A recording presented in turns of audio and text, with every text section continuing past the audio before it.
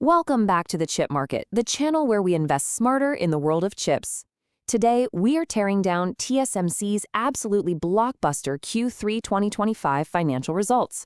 We're going to break down what the numbers mean, how this AI-driven demand is totally reshaping the company's margins, and, most importantly, what you, the investor, should take away heading into 2026. Let's dive right in. Okay, so let's just start with the headline numbers because, wow, to say this was a good quarter, that is a massive understatement. Seriously, TSMC didn't just meet expectations, they completely blew them out of the water. This was a statement quarter. Just look at this first number, a 40.8% year-over-year revenue jump. For a company the size of TSMC, that is just a staggering figure. This isn't some small-cap startup. This is a behemoth. This kind of growth, it tells you something fundamental has shifted in the market. We're talking about a demand wave that is literally reshaping the entire industry. And it wasn't just a top-line story. They crushed it across the board. Look at this table. Revenue came in right at the high end of their own guidance, a beat. But the real story, the one that gets investors excited, is in the margins. They guided for a gross margin of maybe 57.5% on a good day. They delivered 59.5%. Operating margin, they blew past the high end of their guidance to hit 50.6%. This just screams incredible pricing power and just unbelievably efficient operations. And all of that, of course, flows directly down to the bottom line, which is what we as shareholders really care about, right?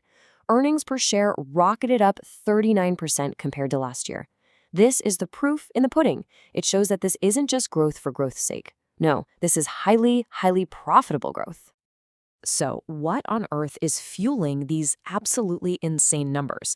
We've seen the what, but the why behind it is frankly even more compelling. And you can probably guess it all comes down to two letters, AI. This chart says it all. High-performance computing, or HPC, which, let's be honest, is mostly AI chips these days, now accounts for 57% of their total revenue. 57%. It's not just their biggest business anymore, it is the business. It's bigger than smartphones, IoT, and automotive all put together. This is the engine of the company now, period. And here's the kicker. This AI demand isn't for just any old chips. It's for the absolute best, most advanced silicon that TSMC can produce. This chart shows that nearly 3/4, 74% of their revenue is coming from their most advanced nodes, 7 nanometer and below. And why does that matter? Because these are their highest margin, most profitable products. The AI boom is playing directly into TSMC's biggest strength. Now, whenever you see growth this explosive, a little voice in the back of your head might start whispering, is this a bubble? Are they just stuffing the channel? But the data, well, it tells a different story. Check out that inventory days. It's actually gone down from 87 days last year to just 74. That means chips are flying off the shelves faster than they can make them. This is real. Red-hot end market demand. Okay, so Q3 was a monster quarter. We get it. But as investors, we're always looking ahead, right? We're asking, so what? What's next? Well, let's look at what management is telling us about the future. And the guidance they gave suggests the party is far from over. They're telling us to expect revenue to stay right around these record levels in Q4.